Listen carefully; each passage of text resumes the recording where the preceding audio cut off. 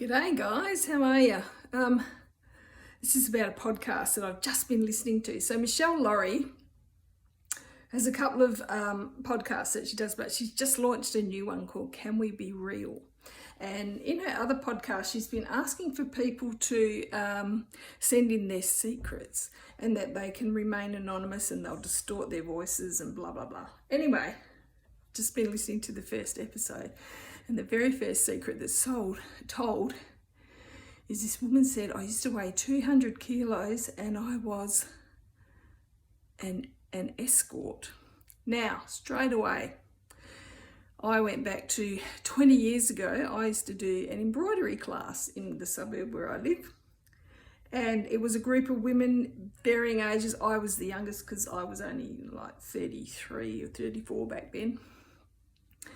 A lot of them were women my mum's age, and one of them even had a daughter that came. But there was one lady that came who she was in her early 40s and she was a big girl. And she'd come every week and she'd be doing her embroidery and we'd all be chatting and everything. And I knew that she used to be a high school teacher. And she left because she was involved in a very violent altercation with a male student, and she had chronic PTSD after that and was unable to work. Anyway, she would often go on holiday. She would go away on retreats for different things. She was a big girl. She would have been 200 kilos, I reckon. And anyway, one day we were in the embroidery class and all the ladies it was in the back of a shop that sold all sorts of things. And it sold embroidery stuff as well. Anyway, all the other ladies had gone out into the shop and were looking at stuff in there. And this woman she always sat next to me. She turns to me and she goes, I bet you've wondered what I do to fund my lifestyle. And I was shocked. I went, no, I haven't really. She goes, well, I'll tell you. She said, I'm a prostitute. I cater to a niche market of men that like large women. And I was like, okay, good to know. I did not know what to do with this information. I just kind of played it cool and calm and didn't ask any questions. Anyway, months later, she stopped coming to the embroidery classes.